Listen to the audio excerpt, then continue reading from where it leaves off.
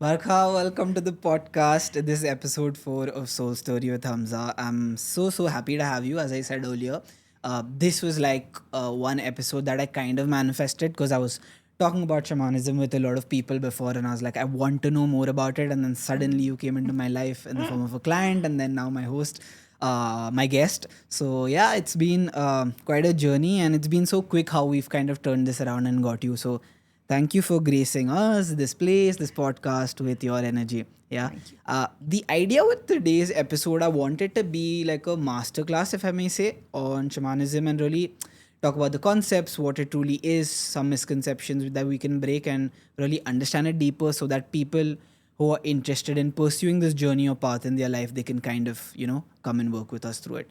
To start with, maybe you can just give a short introduction about yourself in a couple of words and we can set tone then for the podcast. Great. Thank you so much for inviting me in the first place. I'm Barkha Punjabi and I'm a shamanic practitioner. My professional journey, started with design, and then I was a part of the education industry. Okay. After that, I started my own business in recruitment, and then I found healing. So always say this, that for some of us, change is the only thing that's constant, and that keeps us stable. So I happen to be one of them.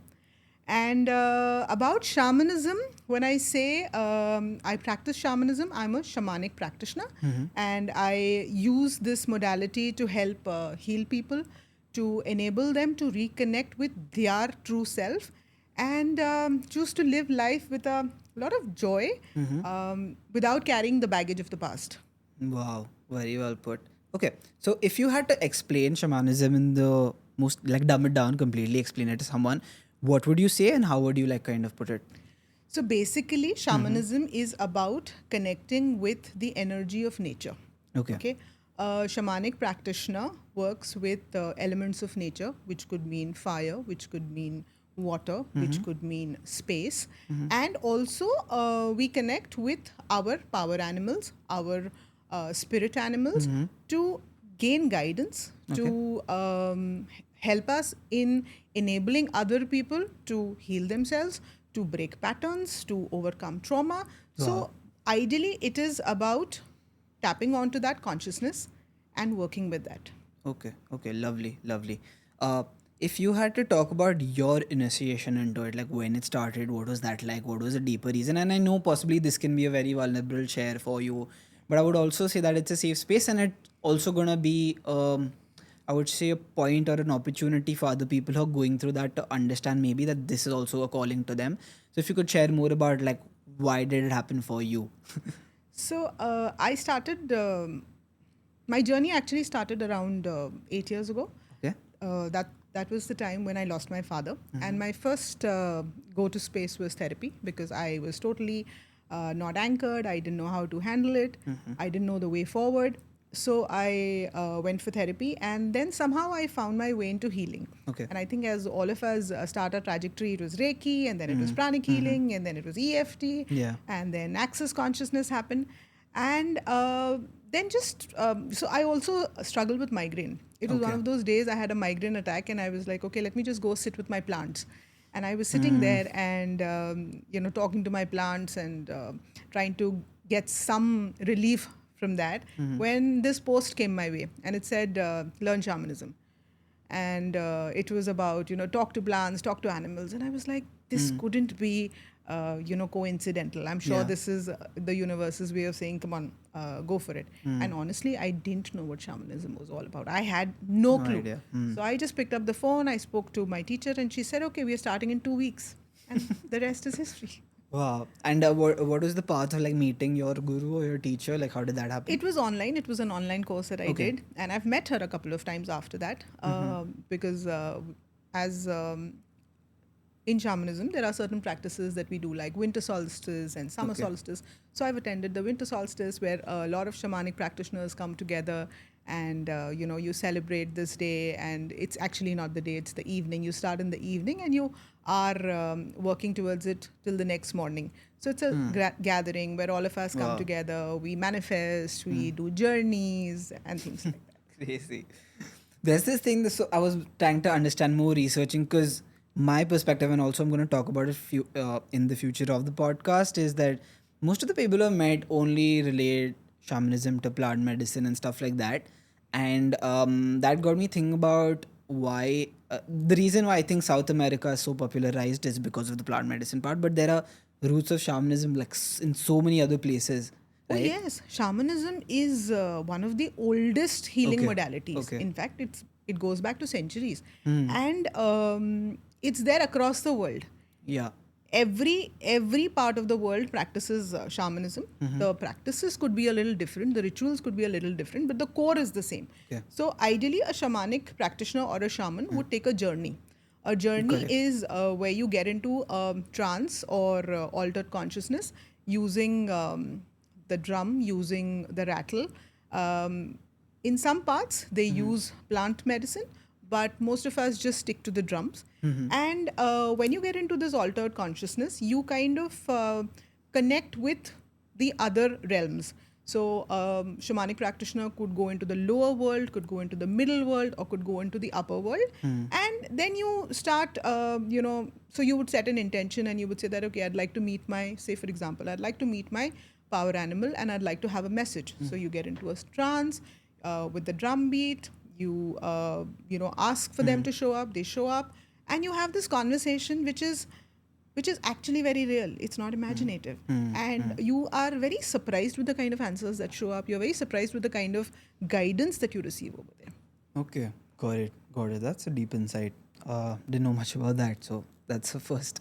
Do you know more about like maybe the role? So I was also reading about like the role that like the shaman plays in people's lives. Like for example, it's very similar to a leader, right, of the pack. Is that true? Yes, it is true. Now, so there is a little differentiation. Okay. When you say shaman, it is some shamans are born into the family. It's a legacy Okay. that they've inherited, and some of them, the title is bestowed on them. Okay. Okay, a shaman is someone who's the leader in terms of to support the community, to help them heal, to seek guidance. Okay. Most of us call ourselves shamanic practitioners. Practitioners. Okay. Because when you call yourself or you say that you're a shaman, you actually live life very differently. So a shamanic practitioner is someone who practices the modality. Okay. Okay. And so I always say that I am a shamanic practitioner. Yeah, got it. Oh, got it. Got it. Okay, great. I want to shift the conversation more towards some of the tools and things that you spoke about before, and we have also been talking about. So, like spirit guides or like soul retrieval. So, I want to start with the topic of spirit guides and power animals. If you can explain what it is and how is it used, like by you to help people and stuff like that. So each one of us is born with a ally. Now, this could be a power animal, it could be a plant. Okay. Okay. And the first step when you choose to get into shamanism is to connect with your power animal. Okay. The reason that you connect with a power animal is because this power animal is your best friend who holds space for you, has no judgment, and is forever there to guide you and has your back. Okay. Okay, so when you take a journey, you start with walking with your power animal. Okay. So most of us start with taking a journey in the lower world. And when you take a journey in the lower world, you walk with your power animal and you ask questions and you get information. Now, there are ways to find out, the practices may differ a little. Somebody may feel that, okay, I have, like when I started, my power animal was a tiger. Okay. Okay, so the tiger stands for courage, the tiger stands for solitude, and those were the days when I really found a lot of pleasure in just being by myself. I did Okay. not like to talk to people, and when I got into this space and I realized that this is exactly what I needed at that point of time. The power animal comes to you to show you what you are at that point of time, what characteristics do you need to imbibe to move forward in life. So that's a little bit about power animal. Again, we have plants. We may have a certain affinity to a certain plant, and its properties or medicinal properties may be something that I may require at that point of time Okay, to got heal. it. So those are the connections. It's very different for every individual. Okay. And spirit guide is something. Spirit guides change. They change as per what you are working with. So say for example, if I am so you take journeys, right? So if I'm wanting to build on teamwork, I'd like to call upon the spirit of the bee. Okay. And I'd say, okay, because honeybees, okay, Mm-hmm. they work in a team. So Yeah. I'd like to call upon the spirit of the bee and say that, okay, can you please come and, show me the way forward, and how do I make teamwork happen for me? Or for example, I want to communicate better. I'd call upon the spirit of the parrot and say, I need to communicate better. So can you help me do that? Or if Wow. I'm looking at presence, I would say that, I'd call upon the spirit of the lion and I'd say, can you please help me be more present? So you call upon these animals, these spirit animals, and ask them for guidance, or you ask them to help you with one particular, I wouldn't call challenge, but any particular theme that you'd like to work Okay. on in your life. Okay. And if we had to like make someone visualize of what is this journey of actually finding it, because I believe like when you talk to people about like power animals and things like that, the first question is, but hota kaise, right? So what is this journey like to actually find out? Like what would you do? Let's say I come to you and tell you that, hey, I want to figure what this is for me. Ideally, what would you do? So I would walk you through, I would hold space for you. So first of all, when you're finding your power animal, you would need a certified practitioner to help you. Okay. So I would say, okay, get comfortable. We'd wear a blindfold because that just helps us to connect. I would play the drum, and I would also do a guided meditation where I'd say, okay, Okay. you're getting into. So imagine that you're walking into a tree, you're going down. Now you're in the below the surface of the earth, and walk and see who shows up, which is the animal that shows up. And it could be anybody. I would go into maybe the journey thinking that, oh, a tiger should show up, but maybe it's actually a tortoise. And you're like, I was hoping for a tiger. Got it. Okay, so then you would ask a particular question, and then you would get an affirmative saying that, oh, this is the one. And that is how you discover your power animal. Wow. So this is completely unrelated, maybe very dumb of me to ask, but when like in the Chinese calendar, when they put an animal to the year, is that related to this in In any my way? case, it was. So I don't know about others, but yes, Yeah. I am. I belong to the tiger, and my Wow. power animal was the tiger. But that was the funny part. When I took when I started this class and I went for a journey, I kept thinking that I may find an elephant. I may find an elephant. And when a tiger came up, I was like, how's a tiger showing up? Whereas in life, I've always been very, I've spoken about the tiger, the songs, and the tiger animal, the Chinese calendar, but it didn't strike me at that point of time because I Yeah. somehow kept thinking, Ganesh ji and Ganpati and elephant. I was on that tangent. Got So, it. yeah. Got it. Yeah, I think 98 when I have the tiger year, if I'm not wrong. Anyways, so yeah. Okay, wow.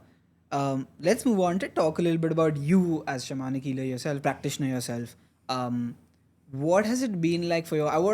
Want you to just talk about journeys and things that have happened already for your clients and how it's been for them. What have they seen? Maybe you can start by talking about like a client who's experienced some deep transformation and how that's kind of manifested in his life, if you can, or her life. Yeah.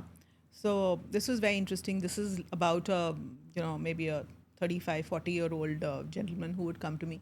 And he came very intelligent, well qualified, but he came with a challenge that he couldn't hold on to a job. Every time he took up an assignment, something or the other showed up. And initially, the pattern was that he would just, get into some trouble, and then he was asked to leave. And then he reached a stage where every time he took up a new assignment and there was something that wasn't working out, he would just leave. Okay, he would transfer. If you looked at his CV, he wouldn't go beyond 1.5 year because that was the time that something had to show up, and he was like, okay, let's bounce. And there was this constant fear that I'm not good enough, constant fear that it's not working out, and I get fired, I have this problem. So when we took a journey, initially it was like, there were a lot of blocks, there were a lot of patterns that I could see, but there is only that much that I can do as a practitioner because we need the other person to open up and say Yeah, and yeah. be willing to look at it, right? So that happened, and we realized that as a child, when he was growing up, there were a lot of times when he was told he was not good enough. There were a lot of times where he was bullied. There were a lot of times where even if he got maybe a 70% or something, his parents would look and say that, well, what have you done? Now, that was the reason that he self-sabotaged. Every time he got an opportunity, he ensured that he walked out of it or got fired. When we worked on that and we kind of healed those parts, he reached a stage where he had an assignment and there was a problem. And his first instance was to run. And then we did a session. But he still went ahead and put his papers. But the thing that had changed is the organization called him back and said, "We want you on the board. Okay. What would it take for us to keep you?" Got it. That was a game changer for him. Wow. That's so amazing. I feel like people don't know what they're getting into, and just sometimes it just can change your life completely. I think that happened for me also with like spirituality and movement is a very big part of my life, and the way it changes things and the way I use it to kind of relieve stuff that I'm holding onto is like superb. So that's something I would recommend. Like start on the journey someday. Wow. Yeah. What do you think? Like, have you seen something like super wild, or like you feel like, hey, I didn't expect this in a journey? What has that been like? Just for like people to know what they can kind of get into. Yeah. This one was a bit of a googly event for me, if I can use that word. So, again, I was working with somebody in their mid 40s, a gentleman who was petrified of losing everything. Okay. Comes from a decent, wealthy family, has a stable job, has a stable income, but forever fearing that things are going to be taken away. We did a few journeys, and I wasn't going around. I couldn't get around much because, he didn't really have trauma while he was growing up as such. Nothing was showing up. So we were like, okay. And then one of these journeys, when we were doing, we realized that there is an ancestral pattern that he carries. Now, his ancestors were his grandparents, I think, were asked to leave their land. This was during partition. Okay. And come. They fled. Now, and then the parents worked hard and, they made it big. And then the third generation, they're fine. But this fear of losing everything is actually just passed on. And this person, although has never faced anything like that, but can sense that fear all the time. So we then had to get into ancestral healing, where we kind of paid a lot of respect. We expressed gratitude, and we healed, somebody in the lineage. And then he kind of started feeling more relaxed around the wealth that he had. He was more comfortable to own up what he was having, and he could actually sleep without fear. Wow. Something that I always observe about you, and I think we talk about this on our calls also, like you have a way of getting people comfortable to even set, right? Talk, open up. When someone's going through something like this that you just mentioned, what is like, how do you like set them up for this? Like the minute, maybe even if you mention it to them, they'll be like, hey, I don't want to do this, or I don't want to open up about this, right? What do you use? What are the tools you use to kind of help people just let loose? What really happens is when they come to me, I always tell them we are not really fixing anything. Okay. Okay. So that's been my mantra. My mantra has always been that you're here to remember who you are. You're not here to gain anything. You're here to leave behind whatever doesn't serve you. So when I'm not focusing on what you're gaining and I'm focusing on what you're letting go, it's much more easier, because then it helps the other person look within and say that, oh yeah, this is the pattern that I have. And also that there is no judgment, because I've been through a lot of challenges myself. Yeah. It took me a lot of effort. So I understand when that other person can't look at it and say, Barkha, I can't do it. Yes. And I'm like, yeah, I know. I hear you. And that's exactly how I felt, that I can't do it. But it gets better. So it's okay. And one of the most important things in healing, which I think everybody must remember, is you have to be very kind to yourself. Kindness is very, very crucial. Wow. Lovely. Okay. I want to go back to the last segment where we wanted to talk about like soul retrieval. So I want you to maybe break that down. What is it exactly? The first time you said it, I was a little confused. Hota kya isme, right? So maybe break it down. Why do we need to do it also from the beginning? And then agar we need to go on that journey, what is it like? So what exactly is a soul retrieval? Yeah. Ideally, a soul retrieval is power loss. Now, whenever we go through some kind of trauma, that trauma could be when I was maybe 5, or I was 15, or I was 25, or even 35. A part of my soul leaves my body. It detaches because it just can't handle the pain. And when that happens, it detaches and it goes away. and you start feeling this power loss. You start feeling that you're not whole. What a soul retrieval is, where a shamanic practitioner would take a journey and would retrieve those lost pieces of your soul, heal them, and integrate back into your body so that you start feeling more complete. Now, Okay. people often ask that what kind of trauma? It could be as simple as when you were 5 or 7 and you had a younger brother, you were playing with a toy, and your mom comes and says, "Can you just hand it over because he's crying?" Now, for you, that was also a trauma. That, oh my God, I had to hand over my toy to my sibling and I am unhappy about it. And that's enough to create a little bit of a soul loss. Wow. Yeah. Yeah. So deep. A baby crying and mom is busy. She has taken a little more time to attend to the baby, enough to create a soul loss. Okay. Okay. And is this also true? I don't know. I saw it in a reel or I was reading somewhere that the younger you are, and something that you go through, something traumatic, those are the things that manifest more and more That's inner child. That's one of in the a key child. things that I work on. Okay. Okay. Okay. And shamanism also works a lot on that. Inner child primarily because, you'll have a 35-year-old sitting in front of you saying that I'm in a job and when my boss says something, I am unable to say no. Now, you are 35 years old. How are you not being able to say no to your boss? Think about it yourself. It's Yeah. because it's not you. It's your younger version who at 8, 9, 15 was not allowed, was asked, was expected to suppress, was expected to understand. And that child actually is in the driving seat. Okay.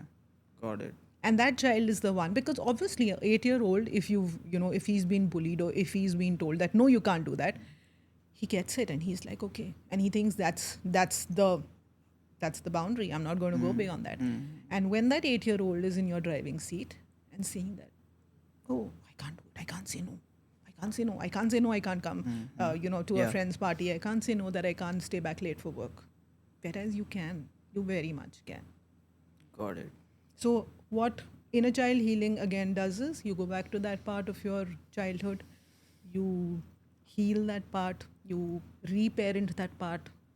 And then you integrate it again and things start changing, the energy shifts, and you can see that change.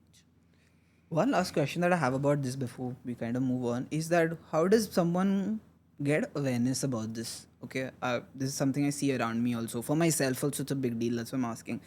If I'm seeing something in my life right now, how do I know this is inner child related, and how do I know like this is something I need to work upon? If there's a particular way to answer this question, of course. It's a little difficult, Hamza, Okay. for to look at the surface and say that this might be inner child or this Okay. might be, because there are just patterns that we have. Correct. Patterns that we've inherited, patterns that we've carried from previous lifetimes. So unless and until we don't, you don't have someone working with you, or you kind of, have a shamanic practitioner take a journey, it's a little difficult to point out and say that, oh, this is it. Okay. Right? Because again, a shamanic practitioner is actually working with the guidance of the power animal. So if I'm just going to look at somebody and say, oh, that's my spiritual ego saying that, oh, you have an inner child problem. It's the guidance of the power animal that enables me to look at it and say that, yeah, because otherwise it's my mind. I want to ask you, being a shamanic practitioner, a healer, is it something that you're kind of born with, or can you acquire it? That's a tough one. So I think shamanism finds you. Okay. At least that's what I've understood. Like I mentioned earlier, that some families, there are shamans, and you're born into a family, and then that's a legacy that you inherit. Right. But for other shamanic practitioners, I think it's, if you're not from the family, it just finds you in some manner. It just comes to you, Okay. and you may have never thought of it. Like I didn't even know that shamanism existed at one point of time. But it's just been there. So I have this very funny way of looking back at things, and I have a overly analytical mind. So when initially I would question that, why shamanism? Like, how shamanism and me? Where does it even make sense? Correct. And then I go back to this time when I think I was in college and I read this book called Illusions by Richard Bach. Okay. Okay. And this guy talks about life being an illusion and, all the power lying within you. You can always change, your reality. You create your reality. And after I discovered shamanism and what my guides would tell me, it actually aligns very much with what he says. So then I trace back and I say that, yeah, maybe I always was on that path. Because when I read Illusions when I was 17 or 18, I didn't understand. I only knew that there was something that shifted, but I just didn't understand. I've gone back to the book a couple of times, and each time it's landed differently. But Okay. now I can look back and actually, when I look back in hindsight, I can join the dots and say, oh, it's been there. I just had to find the right modality, or the right modality had to find me, which I felt that I needed to share with the world. Okay. Wow. I have this thing, and I was actually talking to Sue about it in reference. So, if you feel connected, let's say with nature or animals, or like you love hugging a tree, for example, then is that a sure shot indication that okay, maybe it's the path for me? Should I do it, or how do you? So this goes deeper. I'll tell you why. Because for me, I've always wanted to learn a modality, really ace it, go with it, and choose it. And I don't think life works like okay, you choose it, but more like okay, I want to operate with that mainly. And I've always been confused with two or three things in which kind of plant medicine as being an important part of it, but mainly shamanism is always there because of how I love nature, how I love to spend time. So, what is the like? Where does the decision making come in there that okay, this is the path I should actually take? If you enjoy doing journeys, if you like having these conversations, because I enjoy conversations. Yeah, So when yeah, I found a exactly. power animal with whom I could just converse, and there was no judgment and there was no pressure, or things were not expected, I really had a lot of fun. So when I actually learned shamanism and I started doing journeys, I would journey every day of the week, like Okay. twice in a day sometimes, because it was just so comforting, that space that was being held, Yeah. and for me to build that bond. And there was so much that my power animal would tell me, so many things that they would say that when there was a time when I wanted to talk about it, that now I've started this as a profession and I can actually help people choose different. I wasn't open. I was petrified about Yeah. um, Being out there. being out there. Yeah.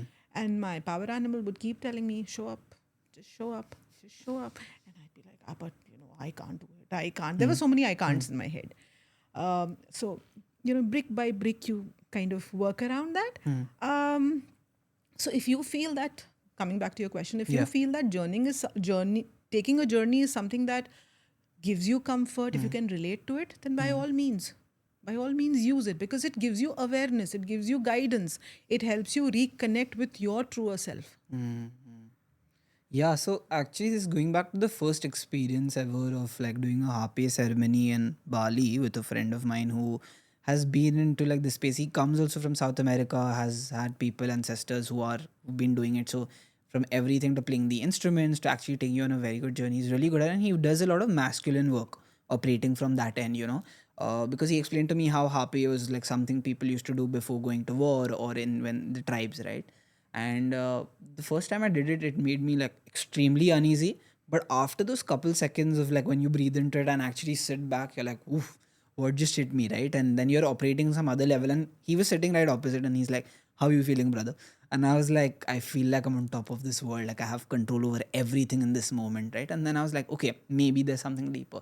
So that got me. Obviously, haven't explored it more, gone ahead, but there's always like this little voice, maybe it is my spirit animal in a way. But yeah. So, wow.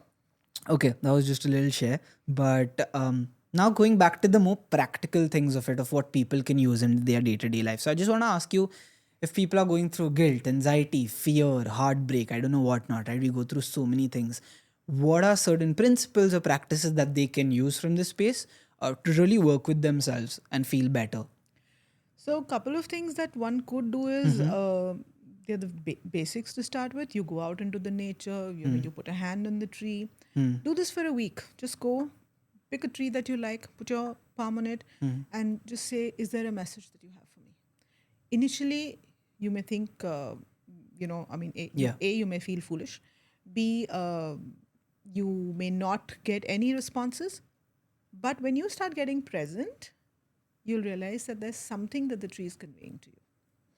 Okay. Now, that something could be in the form of a message, it could be an awareness, it could be an image, or it could just be a sound.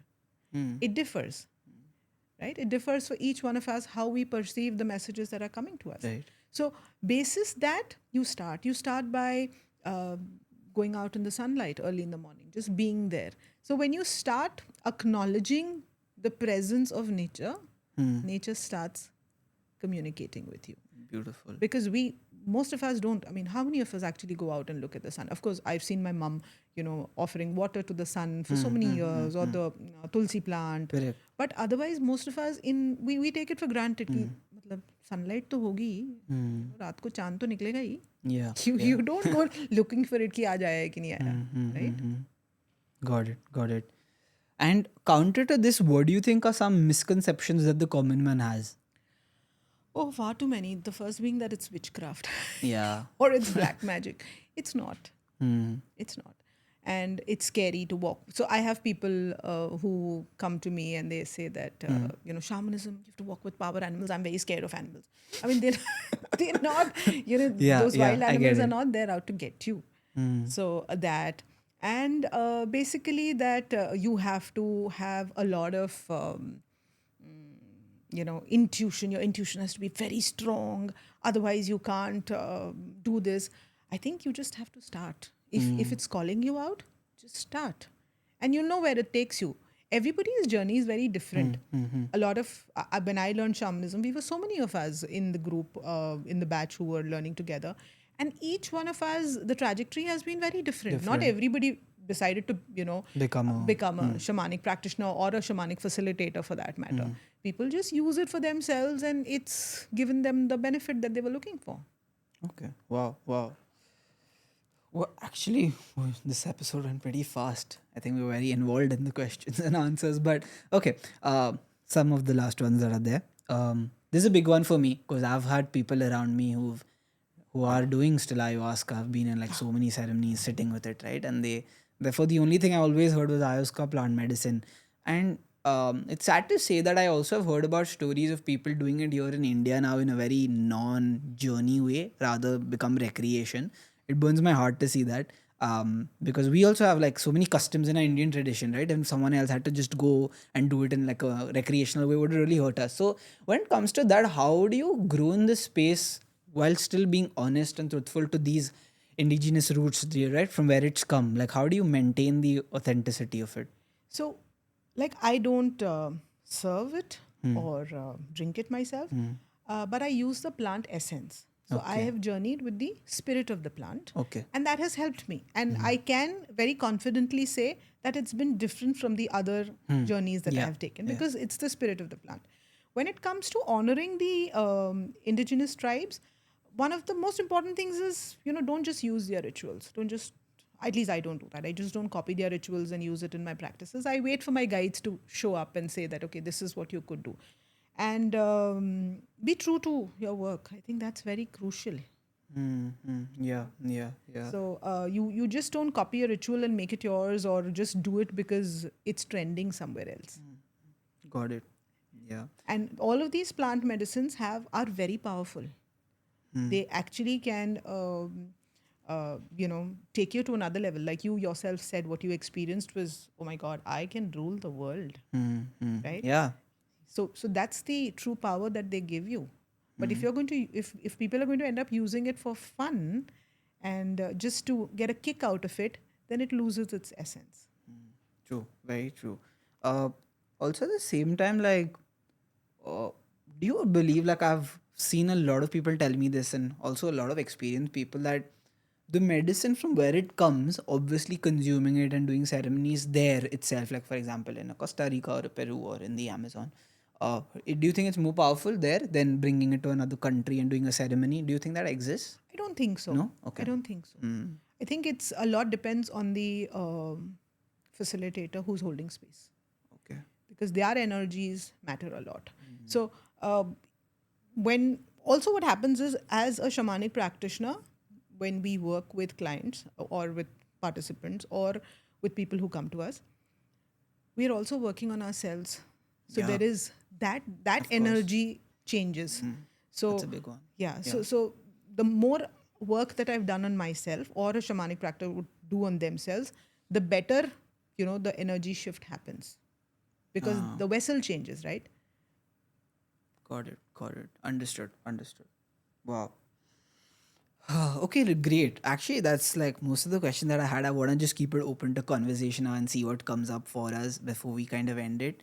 Um, do you want to pull the card now? Maybe I think it's the right time. Okay. So it's interesting how she has a pack of Yeah. cards, and let's see what So this comes is up for like me. the spirit animal Okay. pocket oracle. Mm-hmm. So I generally pull out cards, and this is very interesting. That after I have sessions with people who come for healing, and we've done a complete session of 1.5 hours, and then I'm like, okay, do you want me to pull out a card? And they'll be like, yeah, go for it. And every time you pull out a card, it will somehow match the synergy of what we've spoken. Oh wow. Okay. So I think that kind of, and they'll be like, oh, it just Mm, it's like reassuring that the message or the yeah. Yeah. whatever the change that you think you're asking for is on its way, or what you're expecting is on its way, Got or it. what you're Got it. supposed to do is what it's supposed to be done. Okay, you Yeah. have a particular question, or am I just supposed to pull out a card? Yeah, for sure. I think because though I think the previous card that we pulled indicated that I need to ask that question. So, I think life now is calling for a bigger transformation. Like, is saying that Hamza, like, you need to play bigger, you need to break through the ceiling, right? Because I always believe that I have this big fear in my heart that scaling and growing means sacrificing on who you truly are and your authenticity and being honest to the work you do always. That's the first thing that comes up. So maybe I'm looking for an answer as to whether actually now is the time to make that leap, invest in yourself, make that big transformation, go international possibly. So I think that's what's at the core of it. And I think I'll look for an answer around that. Okay. Okay, let's see what shows up. So these are just guidance. Yeah. Always.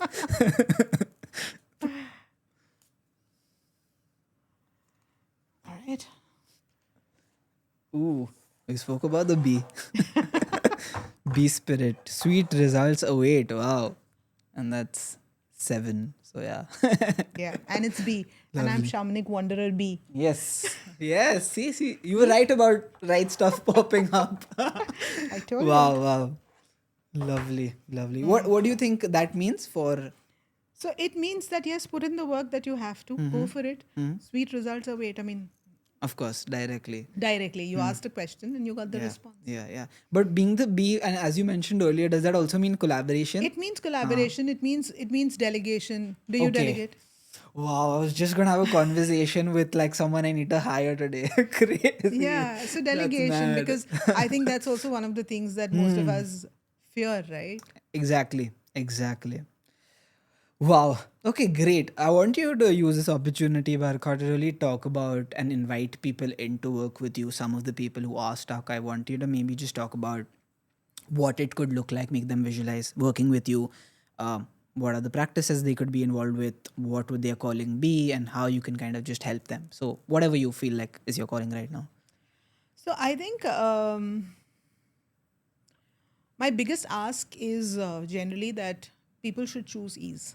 Okay, I feel that whoever feels that they have to live life stuck in patterns and carrying the weight of whatever happened in the past, and overcoming and not wanting to look at what the blocks are, this is your space, because that is what this has helped me. I have transformed completely. I mean, I shouldn't be saying that myself too, but yeah, it has. Can you go deeper into that? Like, in what kind of way transformation? Like, how have you seen that for yourself?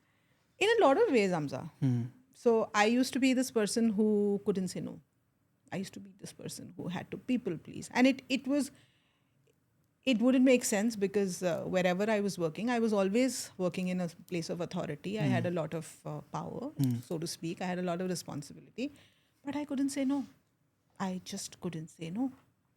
And that was one of my biggest problems, because I wouldn't say no. I would end up doing things I didn't want to. And then the other person was already the problem in my life, and I was always a victim. I loved my stories of being a victim. Oh, they're so comforting. Yeah. Trust me, they are. Right?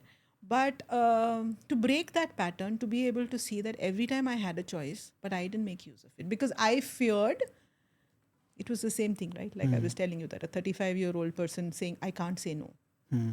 It was my story, actually. I couldn't say it. But when I started doing a lot of inner child healing work and I started reparenting myself, I realized that it's not that difficult, actually. And people don't abandon you because you say no. That is a fear that I was living with, that if I say no, people are going to abandon me. I had to be good in everybody's books. Even though I wasn't, in the sense my role demanded that I had this strict persona and I had to do things. But I did it because that is what professionalism demanded.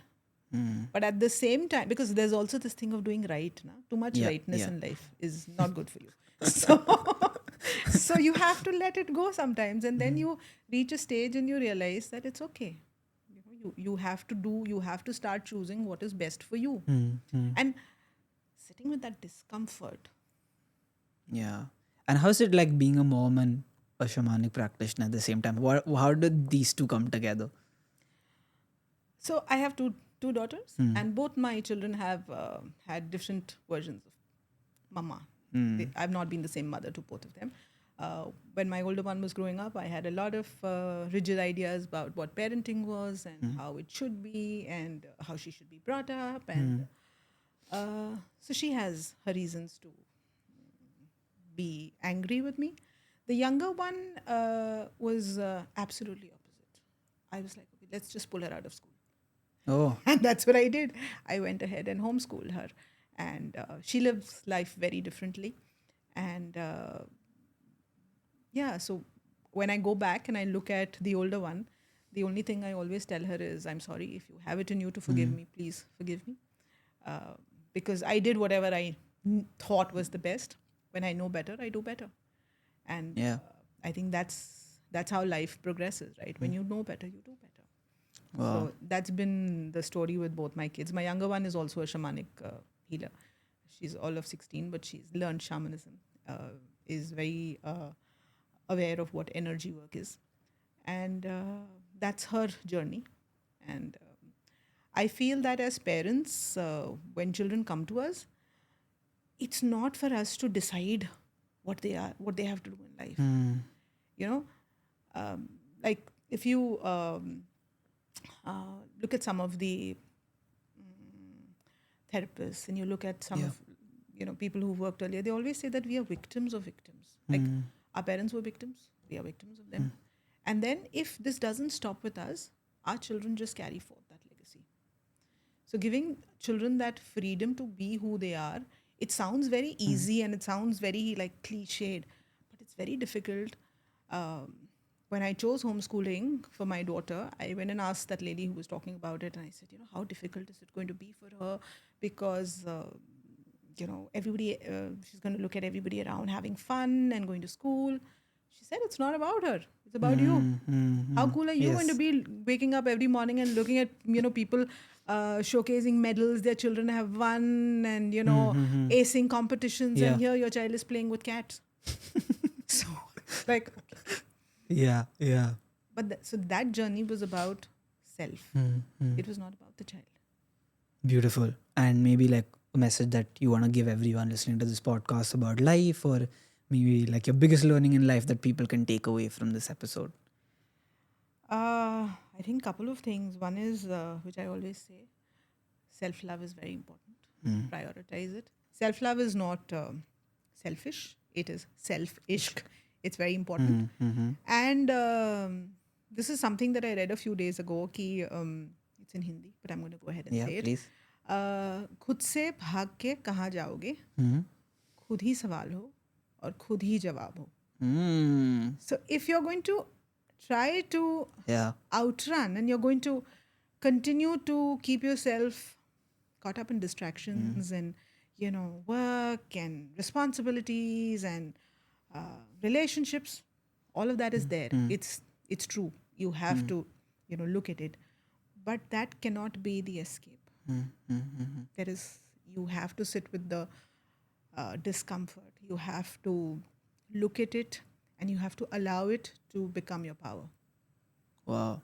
Yeah, I guess the inner dialogue is like the most important, the Yeah, awareness. yeah. Beautiful. I want to do a little plug in here, maybe a selfish plug in.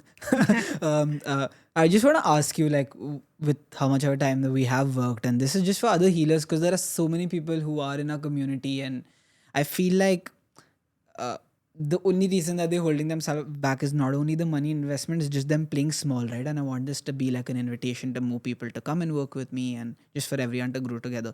So I just want to ask you, like, couple of how many weeks that we have worked together. I just want to you to share about how it's helped you, what mainly has come from it, honestly.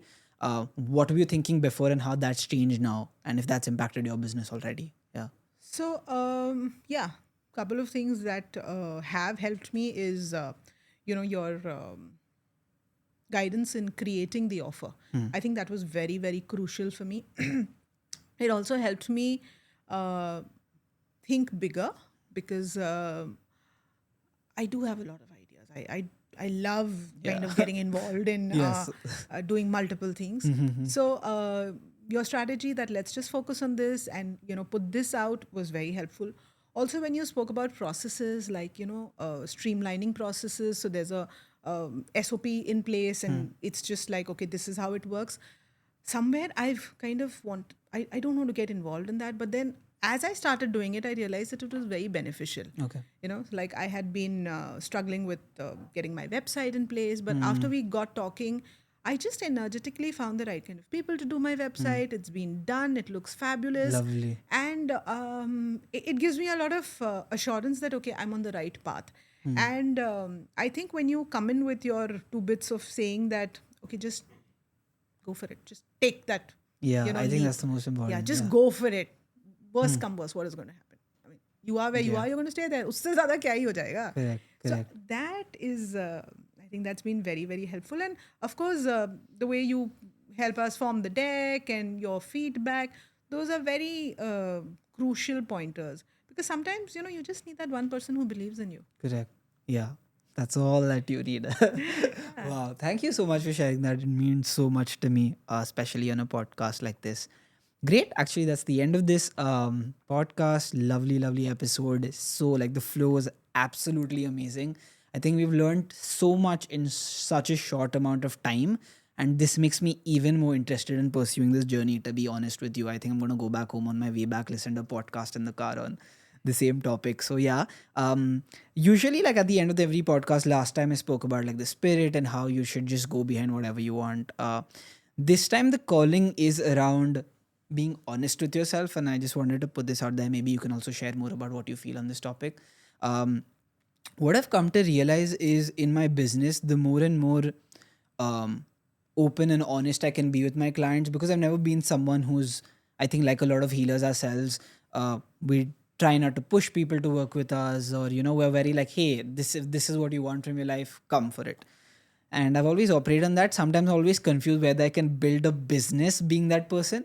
But I've always realized like being honest, and the more and more I talk about it to myself, the right aligned people come in, and I'm more happy doing that rather than just working with everybody and anybody. So that's like just to call out to everyone here that just be honest with your work and do exactly what you say, keep your commitments, and the best of manifests. Yeah. So that's my share. Do you want to say something about it? I think I'm just going to agree to it, second that completely, because I come from the school of thought that if it doesn't align with your energy, it's not meant for you.